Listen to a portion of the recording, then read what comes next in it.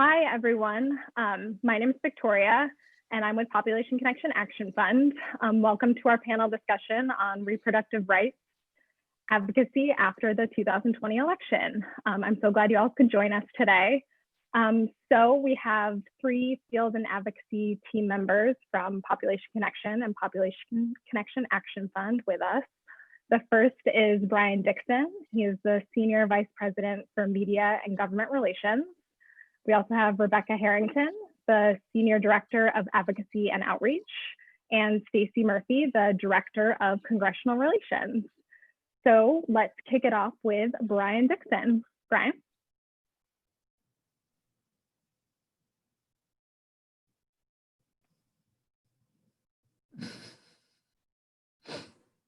Okay, sorry. I was being blocked from unmuting for a second. Sorry about that. Hi, everyone. Great to see you all. I remember having conversations like this 4 years ago, and they were much more painful. This election, as most, was a bit of a mixed bag, but I will say we won the one election we absolutely positively had to win and got Joe Biden elected president. Because the chance for progress on any of the things we care about under 4 more years of a Donald Trump administration was going to be just nearly impossible. More good news, supporters of these things also held the majority in the House. It's not quite clear how big a majority yet, as there's still several elections yet to be determined as absentee ballots keep getting counted. And we made some gains in the Senate with 2 important flips in Arizona and Colorado. And you know, how much ground was gained in the Senate has also yet to be determined with the 2 runoffs in Georgia. If Democrats win both of those elections, Democrats will have a majority in the US Senate come January. That'll make it 50-50, and the Vice President Kamala Harris will break tie votes, so they'll get to be in. Democrats will control the agenda if they can pick up those 2 seats. And these are really important outcomes because we know that investments in family planning are crucial to solving all of the problems that any of us care about. So we're looking forward to making some progress under a Biden administration. I will say also there were some pretty important losses and pretty depressing losses, especially in the House in the elections. We, as you may know, Population Connection Action Fund endorses candidates and works for them. In the Senate, our endorsed candidates for Senate were 110 of 14 races, including those important flips in Arizona and Colorado. And in the House, our endorsed candidates won 44 of 59 races, at least 44 of 59. One of our candidates is among those running in an election that has not yet been determined. We also lost some champions in the House that, through other means, 2 of the key leaders we've relied on for years, and chairman of important committees, are also leaving Congress at the end of this year. Nita Lowey, who is the prime sponsor of the Global Her Act, which I know you've heard from us about multiple times, is retiring. She's the chair of the Appropriations Committee and also the chair of the House Foreign Affairs Committee. Eliot Engel will be leaving. He was defeated in a primary earlier in the year in New York.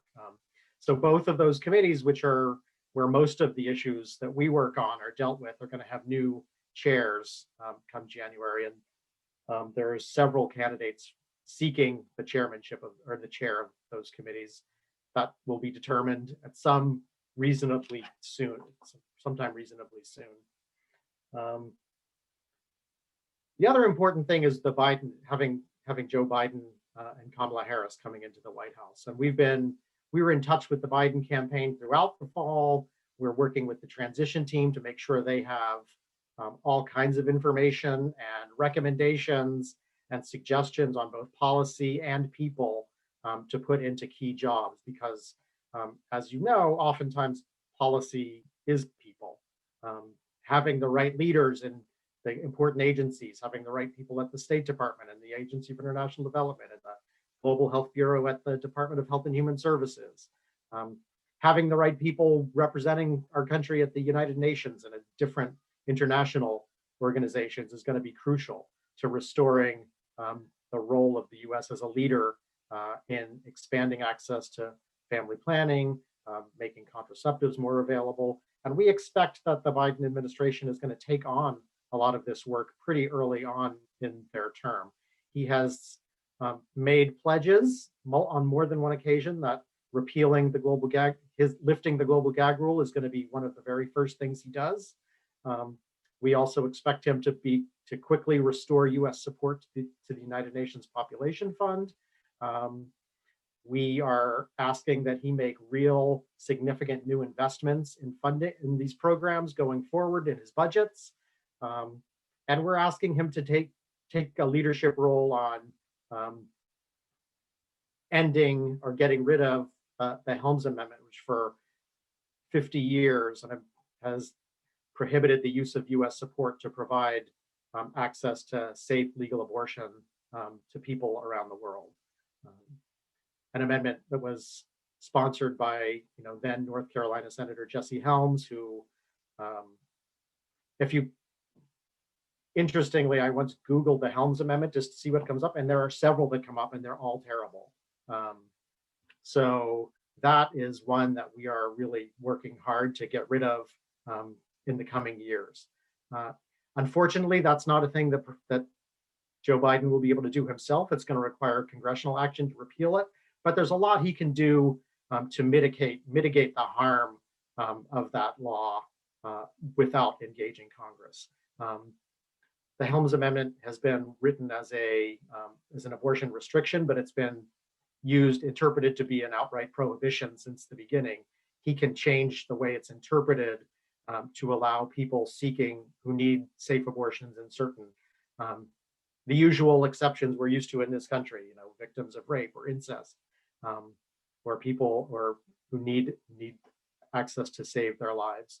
So we hope that we're going to be pressing the transition team and the new administration on that moving forward. So those are, I think, where we like the outcome offers up a whole bunch of new opportunities that haven't existed for 4 years. So we're looking forward to getting a lot of important stuff done. And I will kick it over to Rebecca Harrington now. Thanks, Brian. Hi, everyone. It's nice to see everyone. And I was telling my team earlier, Brian mentioned this also, but I was saying that it's really nice to be able to have a conversation in which we talk about the future and not be filled with dread. This is a new experience for all of us, given where we've been the past 4 years. So this is a conversation I've been very much looking forward to. So there's a lot of great stuff we did in recent months in the lead up to the election, but I also just wanted to give a quick recap of all the work we've done in 2020, which, as you all know, has been a year.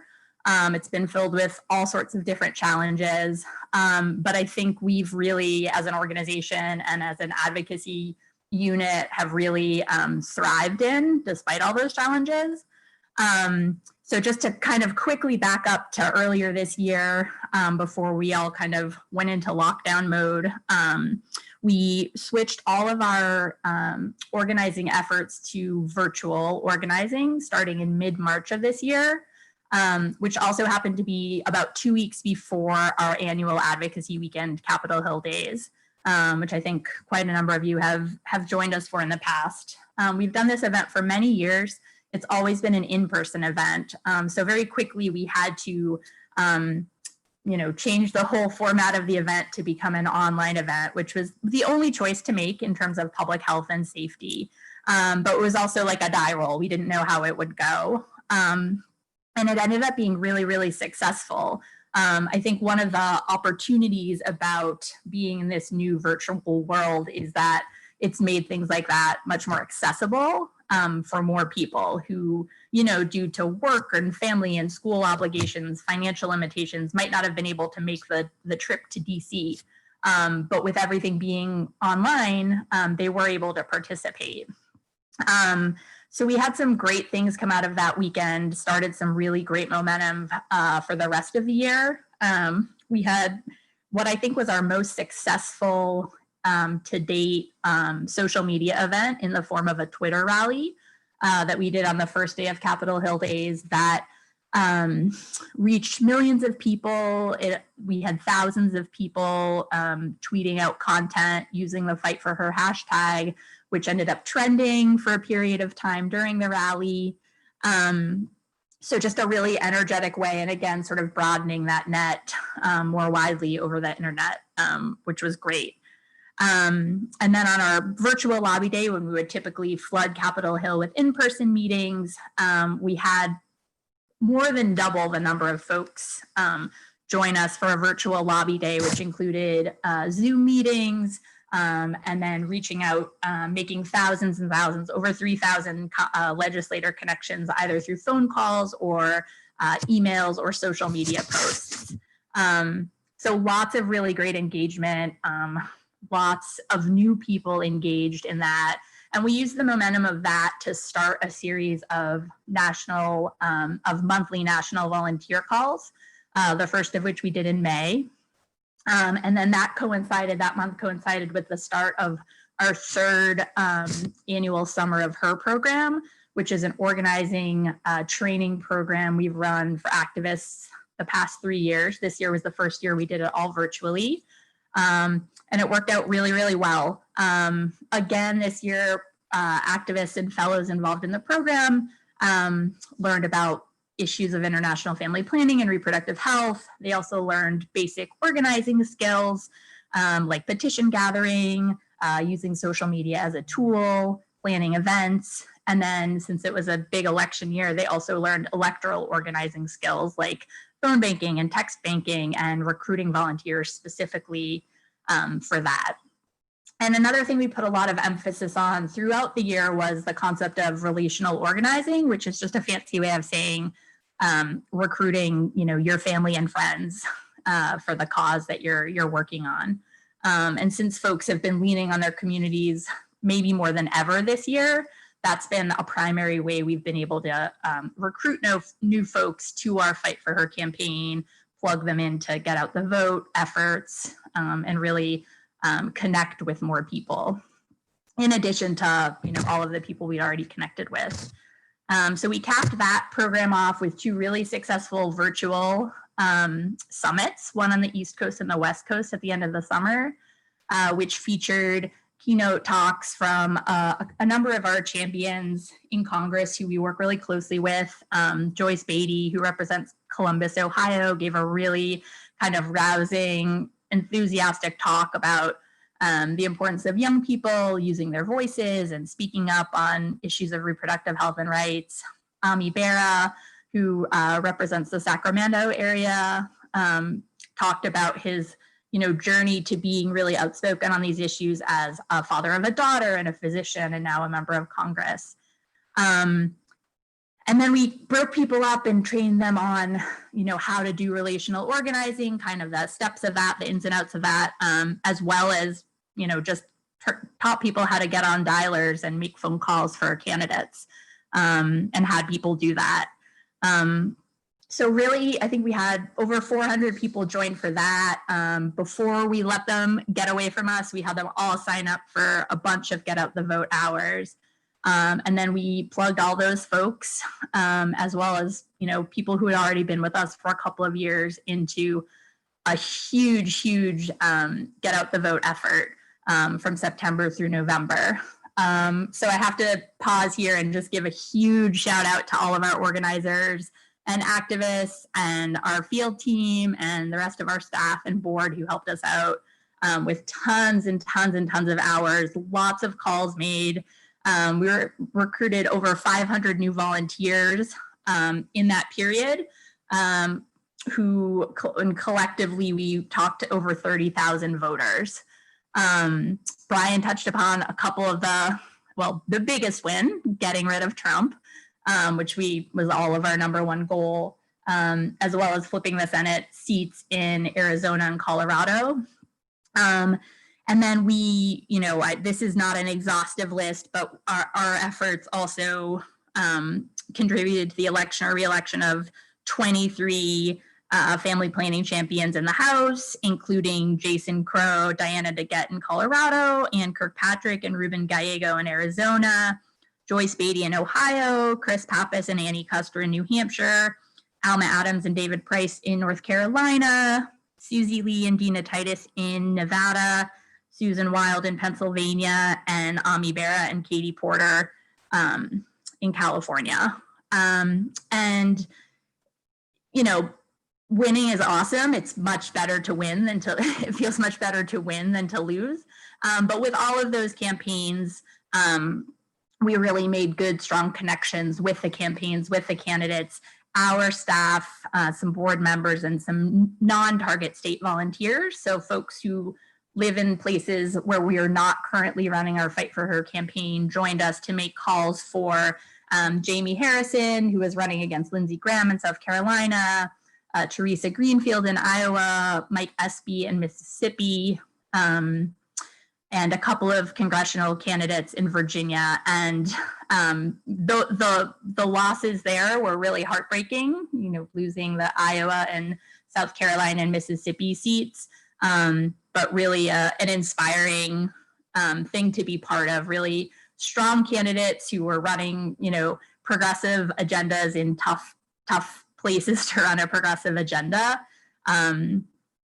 But really, really proud to be part of that. And I think setting us up for some important work in the future, which leads me to our next sort of probably most important thing that we'll be working on for the remainder of this year, which is doing whatever we can to win both Senate seats in Georgia.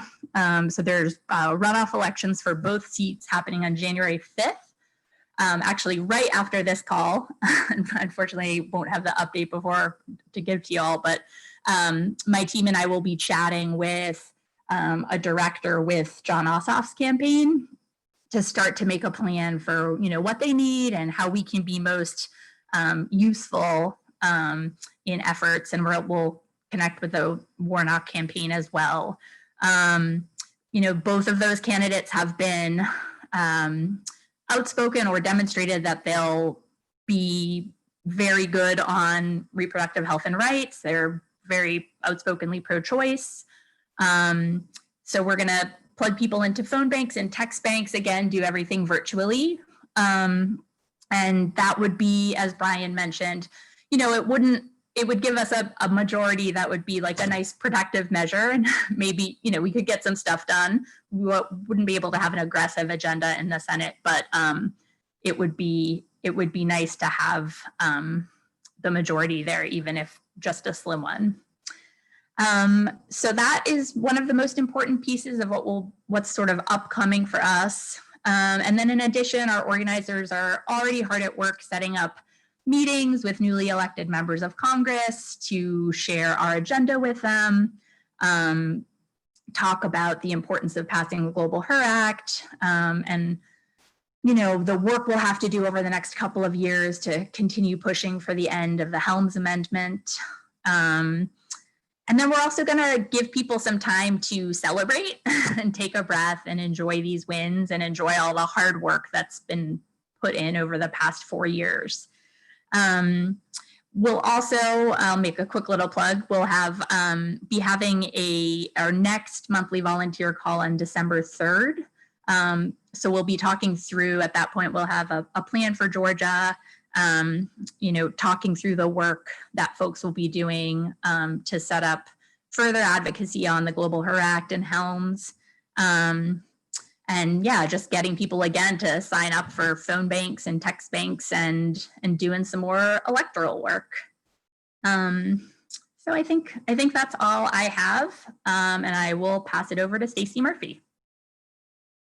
Hey everybody, glad to have you here with us. I'm going to do a little bit of a rundown of where we are at the end of the 116th Congress and what we'll be looking for coming up.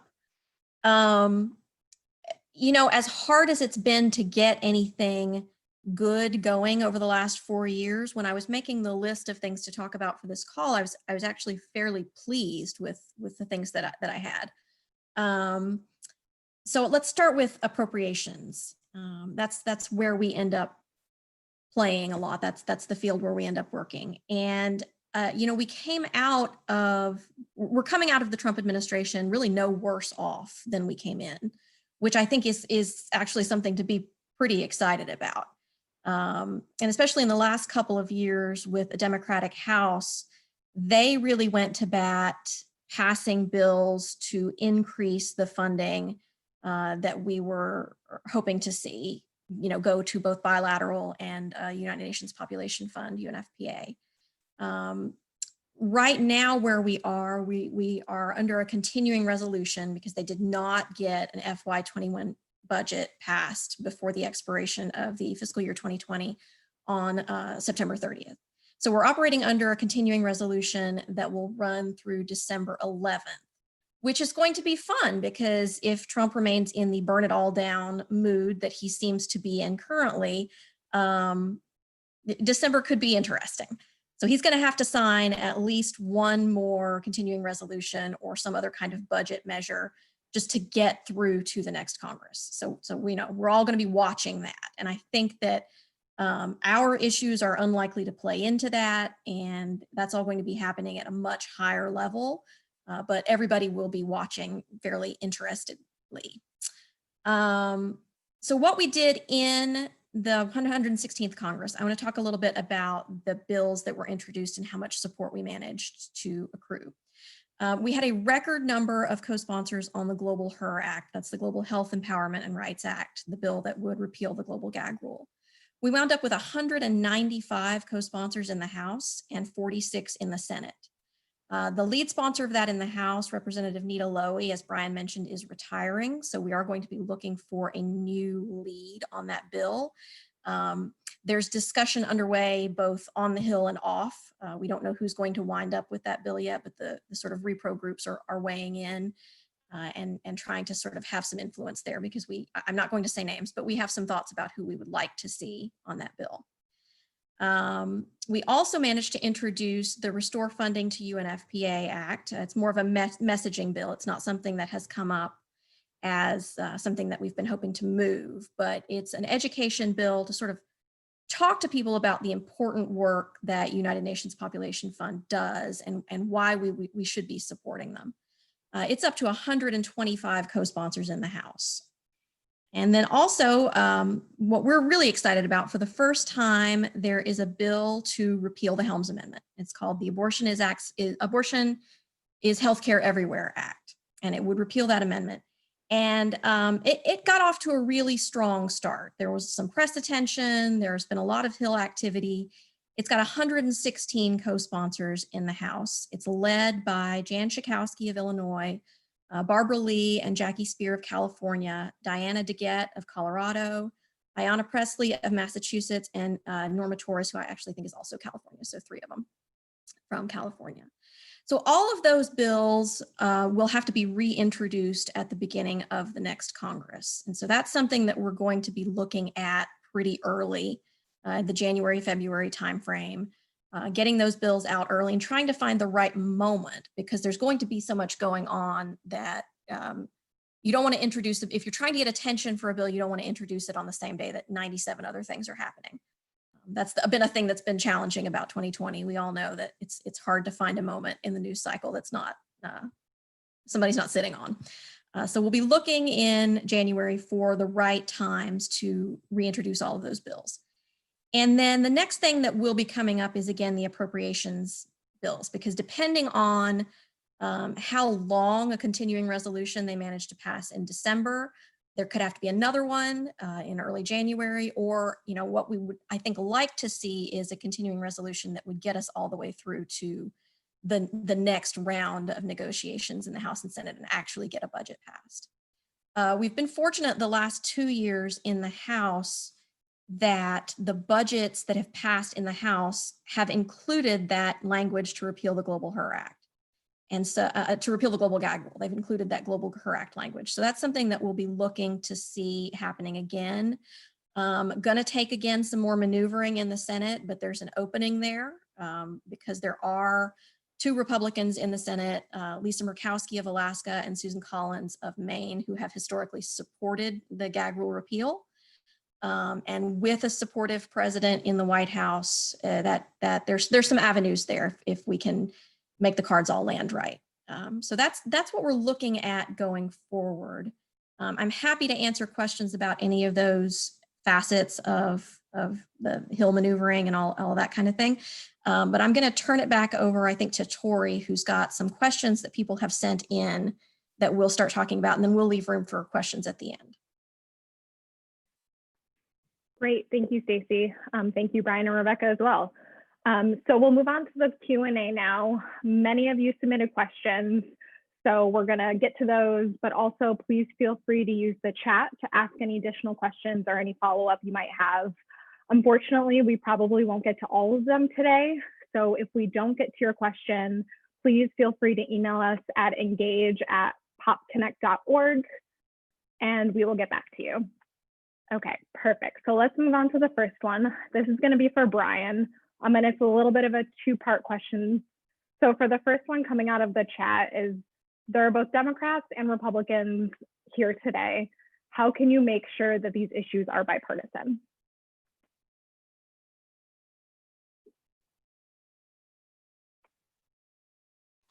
There we go.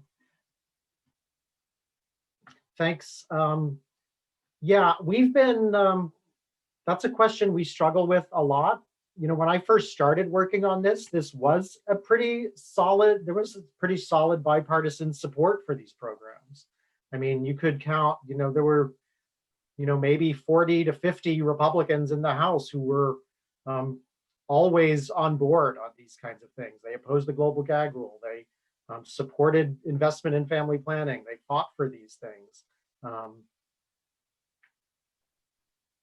It was, you know, and we worked really closely with a lot of them. They were often the sponsors of amendments to address these issues. Something over the past 20 years or so has gone from about 40 to 50 in the House to 0.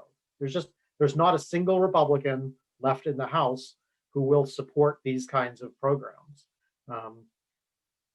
And I think the solution is getting different Republicans into office.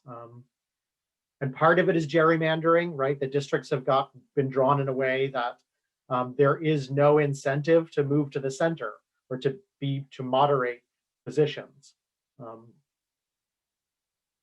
Yeah, but we would love to find Republicans to work with. We've worked with, you know, Lisa Murkowski and Susan Collins historically in the Senate. And we've relied on them. And I think we're going to need to some more. But I mean, if there are Republicans on this call who have some suggestions on what to do to get Republicans back on board, we're open. Because these shouldn't be controversial. These are programs that improve life for everyone, everywhere. And the fact that we've somehow made them, we've polarized these is I think really damaging. Great, thank you. So jumping off of that, what can we legitimately expect from a Biden presidency and a divided, possibly adversarial Congress? Well, I think we have to wait and see what the Congress is going to look like still. As we mentioned, right, we don't know if it's going to be divided or adversarial. I think there's a reasonably good chance it will be and a reasonably good chance it won't be. But there's a lot that a president can do on their own, as we've seen over the last 4 years, right? He can, right, Joe Biden will be able to undo the global gag rule. We're still going to need to pass the Global HER Act because the global gag, we want to make sure that a future president can't just act unilaterally to reinstate it again. He can restore funding to UNFPA. He can call for more funding in his budget. He can set a tone. He can signal support for these things. He can change the way we interact around the world with other governments and with healthcare providers around the world. He can change the focus of our foreign policy. He can re-engage on climate. He can rejoin. He's going to rejoin the Paris Climate Accord. He can undo a lot of the harmful executive orders that we've seen over the past 4 years. He can undo a lot of the bad regulations they've passed. He can't do all that immediately because it takes time, but there's a lot a president can do without a supportive Congress. So do you we're think going to be counting on them? But I also think I think there's a chance that we're going to have a supportive Congress that can, back him up and get a lot more done. So do you think by replacing Trump with Biden, it will increase the number of Republicans who support our programs? No, I don't. I don't. I think Short and sweet. I think what we've seen over the past 2 weeks since the election sends a pretty negative signal about what's going on with Republicans in Congress. I think only a couple have said anything in response to what Donald Trump has been doing. I think only a couple have referred to Joe Biden as the winner of the election. Yeah, so I'm skeptical that that's gonna happen. I'm not gonna close the door on it because it would be great if it did. But I'm skeptical, let's say. Okay, great. Well, thank you, Brian. The next question we have is for Rebecca. How quickly do you expect Biden to repeal the global gag rule and the domestic gag rule after he takes office? And will you continue to organize around the Global HER Act even after Biden repeals the global gag rule? Yeah, so as Brian mentioned earlier, Biden has made a number of commitments around issues of international family planning, reproductive health. So we expect him to pretty quickly rescind the global gag rule, perhaps, and Brian and Stacie can jump in if they have more specific info, but maybe the first day, but sometime in the first week, we're thinking. And then we will continue to organize around even once he's rescinded it, because as Brian just mentioned, he'll be able to lift it through an executive order, but the Global HER Act would serve as a permanent legislative repeal of the gag rule, and it would take that unilateral power away from the president, from a future president, to be able to reimpose it. So both pieces are really important. So yes, we would continue organizing around the HER Act. I'm not sure about the domestic gag rule, so I'm going to kick that to Brian or Stacie. I'll take that one. The domestic gag rule was done through regulations, and there's a very specific regulatory process you have to go through to either impose or repeal a regulation like that. So that's going to be at a minimum a several months in project, just because there are laws about how you have to go about doing that, and it's pretty strict. So that's not something that he can. It is something that the administration can do without Congress. They just can't do it immediately. They have to follow the procedure. Great, thank you for clarifying. So the next question is for you, Stacie. Is there anything Biden can do to end the Helms and Hyde amendments, or is that up to Congress? So he can't end either one of them. Congress would have to be involved, but what Biden can do on the Helms amendment is that he can issue a reinterpretation of the Helms amendment. The language of the Helms amendment says that US dollars can't go towards abortion, quote, as a method of family planning.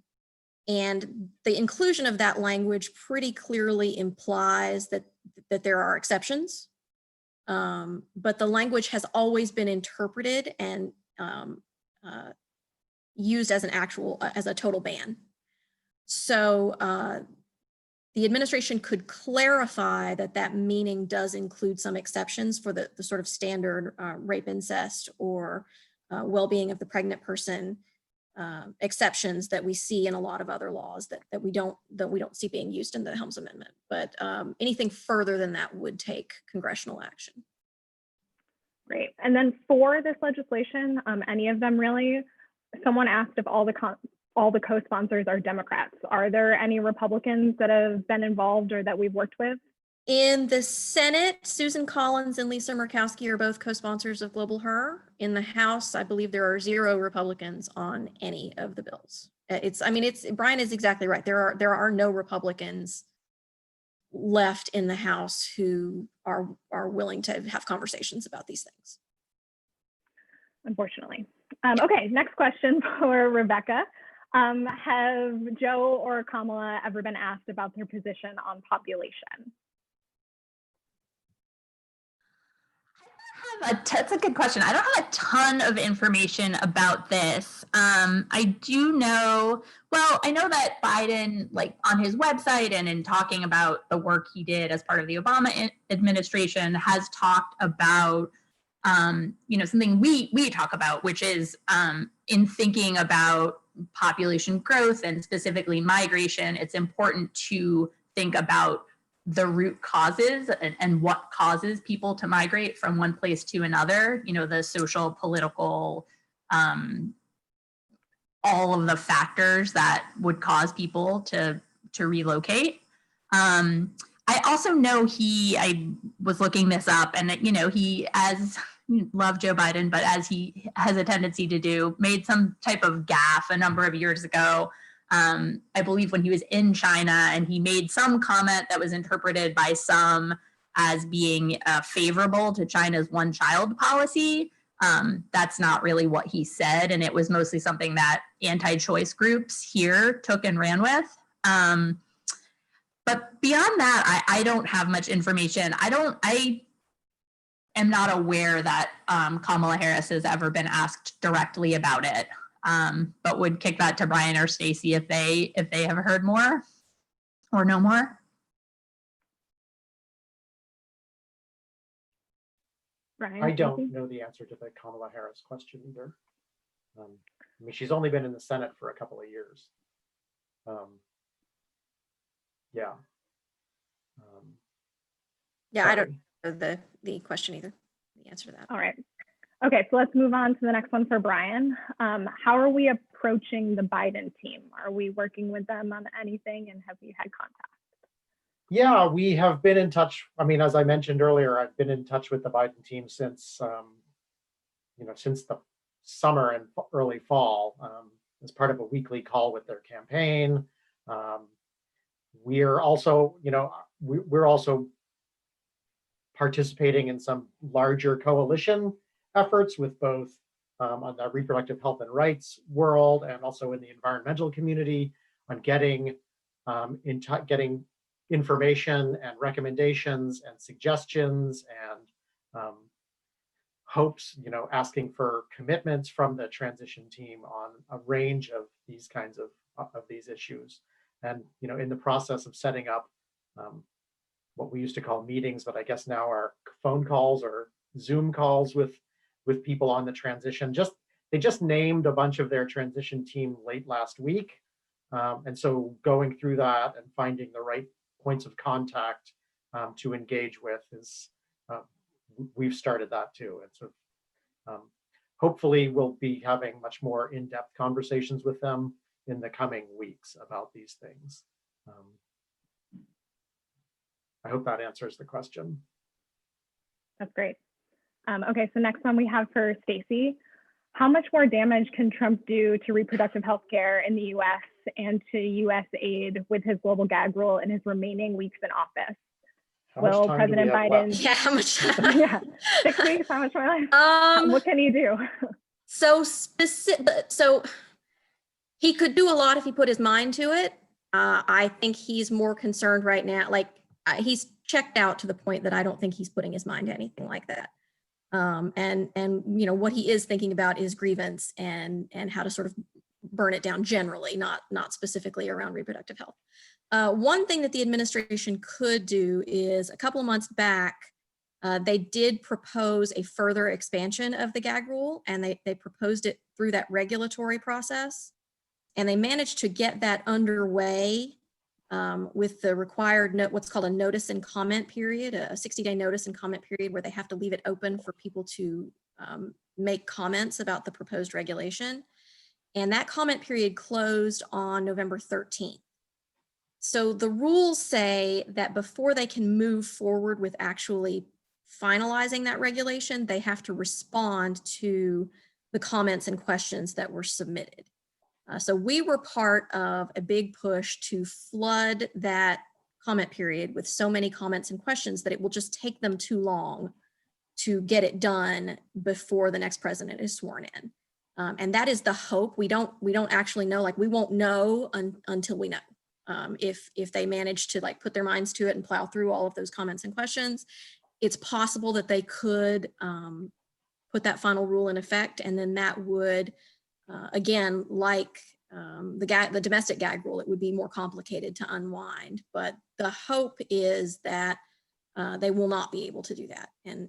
But that's the most probable route of messing with these programs over the next 6 weeks or so. Okay, thank you. And next for Brian, what is your best guess about the Supreme Court and how it will rule on attempts to weaken Roe v. Wade? If they return the making of the laws on abortions back to the states, how do you envision the difference or similarities to pre-Roe?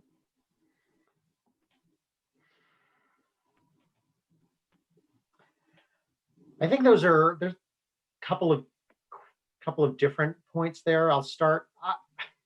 I don't have much hope for this Supreme Court to do to not further weaken the protections of Roe. And I think there's a lot of states that have recognized that and have begun already acting to put into state law the right and protections to abortion access. I know Massachusetts is moving a bill. I know Virginia has been doing some stuff to undo a lot of the restrictions that Republicans, when the Democrats took over that state legislature. And I know there are plans for further efforts in the coming year. I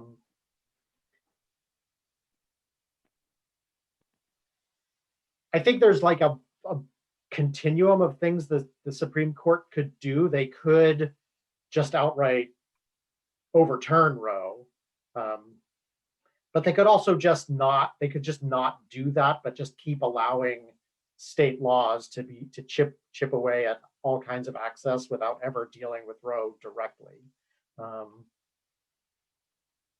But I think they're going to do, I mean, I think the chance that Roe will exist in the way we've sort of come to accept it existing is probably not. I think that's going to be, I think abortion access in the United States is really threatened right now for millions and millions of people here. So I think states are going to have to step up. And I really don't know. I mean, I don't know what would happen if they were to do that. I don't know what would happen politically if they were to overturn Roe. I think in a lot of the country, right, that the politics of abortion have changed, where the pro-choice position has become the much more politically tenable position, and that you can that is both good policy and good politics. So I don't want to speculate on what states would do if that were to happen, because I think if it were to happen, it would change the politics of the issue pretty dramatically, pretty quickly.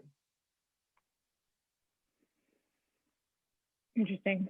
So just overall, to summarize, what effects do you anticipate the new Supreme Court will have on reproductive rights overall? Just poor. Not good.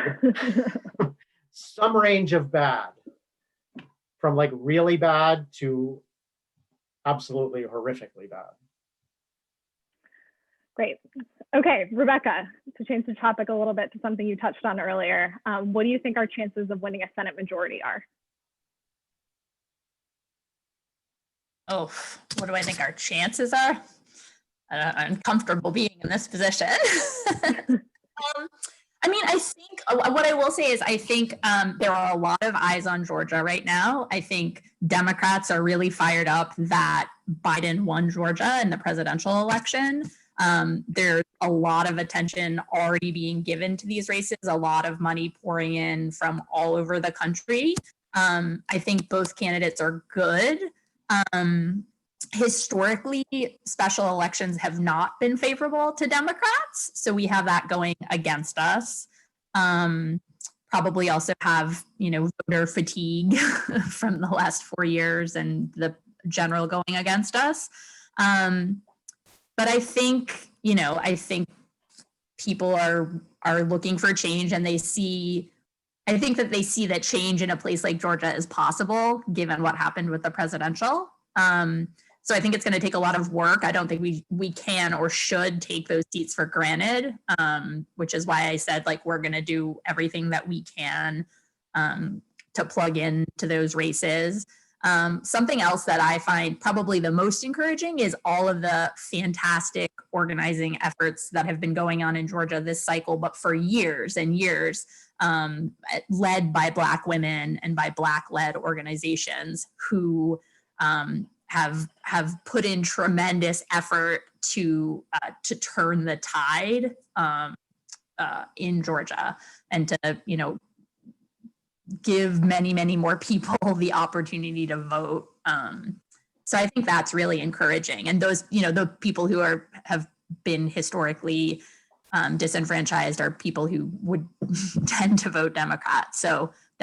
So I would say I've been very hesitant to even say cautiously optimistic at all this year, but I'm cautiously optimistic about it, and I'm looking forward to our putting our effort into it. Great. Okay, next question. No, that was a great answer. My next question is for Stacie. Will/can Population Connection and Planned Parenthood work together for policies to pass state legislation for reproductive freedom now? As policies federally are problematic, why not work harder to lobby states? I think that, so we do some domestic work, obviously, but our focus has been foreign policy and international family planning. Our position has been that, Planned Parenthood is the lead on state and US based things, and we try to be helpful where we can. I think in the states where we have some presence in terms of our volunteer base and our organizers, I think that we're certainly open to doing that work, but we're not set up to really do state level work. You have to be a state level organization and present in those states. And we're just not, we're set up here to do federal level work. So I think that, we're absolutely always interested in being helpful where we can be, but that's not the way our organization is set up. Okay, great, thank you. And then a question for all three of you, really. Have you heard any names of possible cabinet members that would affect our issues, HHS, USAID, et cetera? I mean, there's all, sorry, you can go, Stacie. Yeah, I was going to say, I haven't yet. There's still so much high level, whoever is Secretary of State will have an impact. The heads of the bureaus that will be more directly in charge of these programs are sub cabinet level, and that will take a little longer for them to come out. So I have not heard names yet. There are a lot of people that I'm so relieved will be going, and anybody who comes in is going to be better. So yeah. Yeah, and I will say one of the things that these coalition efforts I mentioned to influence the transition are doing is looking for people to recommend for these jobs. The transition just announced a bunch of high-level White House staffing yesterday, and there's rumors flowing around about who's under consideration for these cabinet jobs. But I mean, it's so hard to know who's starting those rumors. I mean, maybe themselves, maybe it's a candidate themselves, I'm under consideration for this, and they may not, in fact, have you've ever had their name mentioned to the president-elect.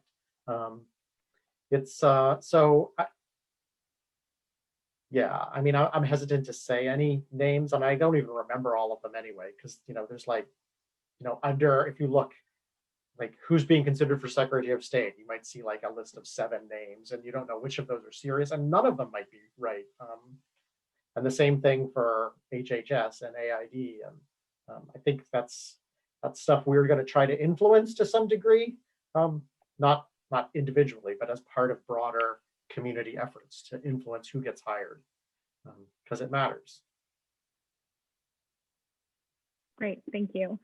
And this one's for Rebecca. Flipping the Senate seat in Colorado and flipping the White House felt good. However, how do we keep from regressing back to the typical short-term solutions?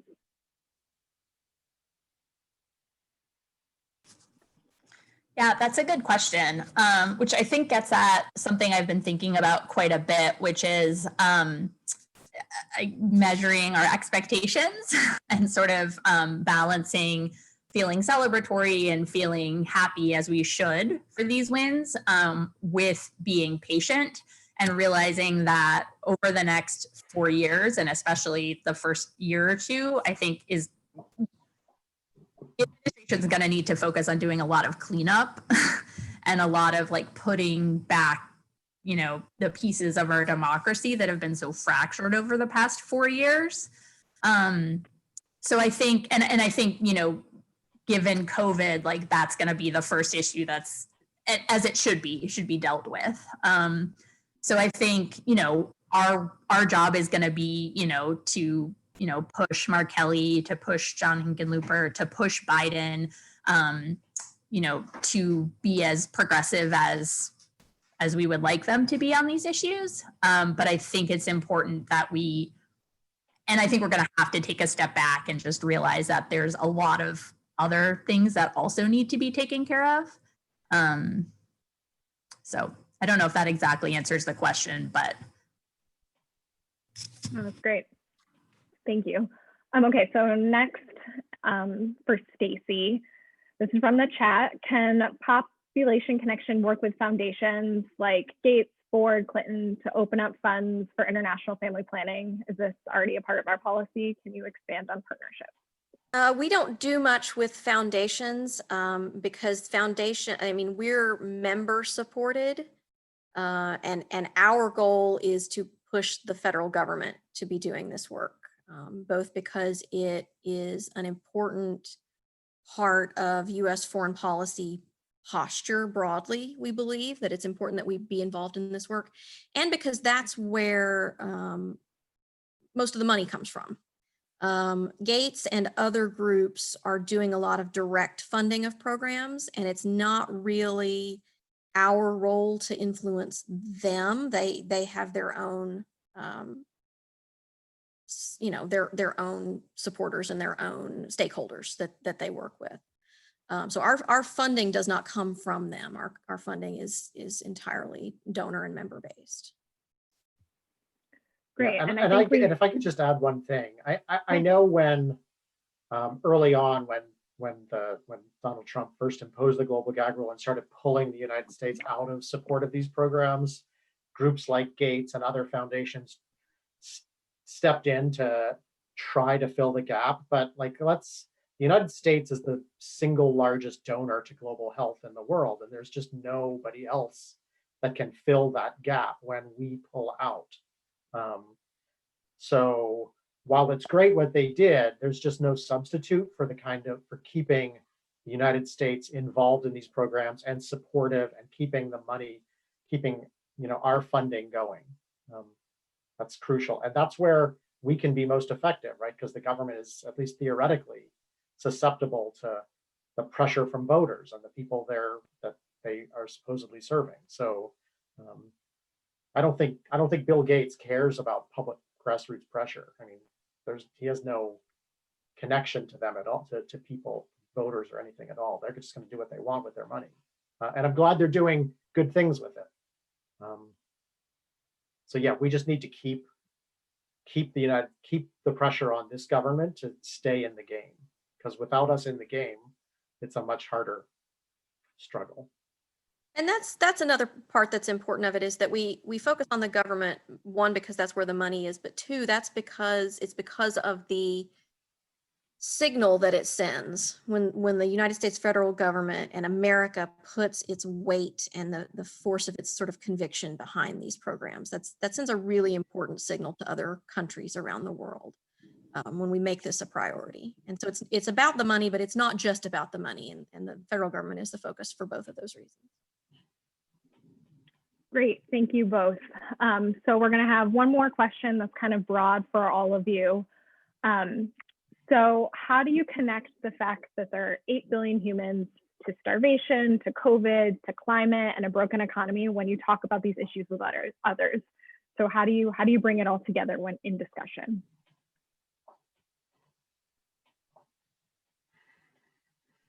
Stacie? Why are you coming to me first? I think it depends on your audience. It depends on who you're talking to. You know, when I go and talk to student groups or community groups, I'm going in with the intention of talking big picture and bringing it from population as a concept and the consequences of it all the way down to these pieces of legislation and why they're so important. So I'm going in with the goal of taking the macro and turning it micro.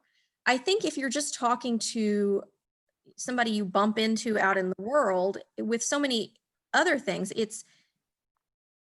you're conveying what you care about, but the most impactful way to sort of convert somebody is to talk about what they care about. Figure out on the micro level what it is that they care about. And then that's your entry, and that's how you start building that connection. Great, that's great advice. Brian, do you have anything to add? No, that's exactly what I was going to say. I mean, I don't think you try to connect it to everything. I think you try to connect it to what they seem interested in, and have a conversation about that. Because otherwise, it almost sometimes it just seems too much. So like in a conversation with someone you run into about like, I'm going to talk to you about like these 27 things and their connection to this other thing. I think if they're interested in hunger, then talk about hunger and talk about how it's related to this, and how, if we really want to deal with the global hunger situation, we really need to be investing in these other programs too. So that's how I would do it. Perfect. Rebecca, anything else to add from the organizer standpoint? I echo everything Stacie and Brian have said, and I would also just say from my perspective, the audience we tend to talk to, just making it as rights-based as possible, and sort of connecting it to people, which essentially is what population is about. So, the right to, clean drinking water, and to having enough food, and to reproductive healthcare is all sort of coming from this. It's the same thing, right? These are things that you need to have a certain quality of life and to live the healthiest, safest, highest quality life possible. And I think, it's hard for most people to disagree that everyone should have clean water. And if the person you're talking to does, they're not your target audience anyway. So it's kind of a good like weeding out system. Point. All right, that's all the time we have for today. Thank you everyone for joining us, and thank you to Brian, Rebecca, and Stacie for this wonderful discussion. Again, if we didn't get to your question, please feel free to email us at engage@popconnect.org, and we will get back to you. Thank you, everybody.